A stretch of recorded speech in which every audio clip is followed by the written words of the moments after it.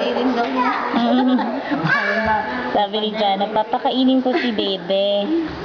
Puto, nagko-computer doon eh. Naglalaro ng game. Yun ang pang-ulok ni Kevin para tumigil yun. Hindi ko talaga nag-aalpas siya. Oo, nabibi rin ako. Ma-upload ko nang makita agad ni email.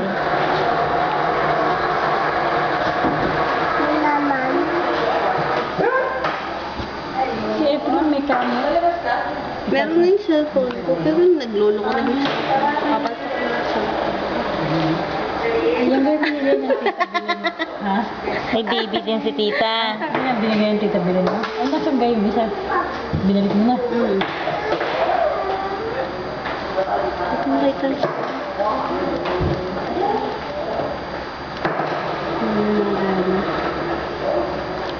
Yan, matutulog na yata. Parang balbon, anak. Sabi ko nga, hindi yan kumakati sa tiyan. Sabi ko, wala yung buhok. Eh ngayon, meron buhok. Tapos may balahibo din. Apo na yung labi. Puting bagay. Matalo pa si Nenet. Nenet, ikaw, itim ng bata naman. Mahilig kasi sa ano si ate. Buko ng buko. Yan na, silip mo siya.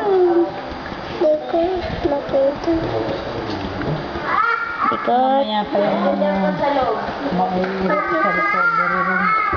Mm.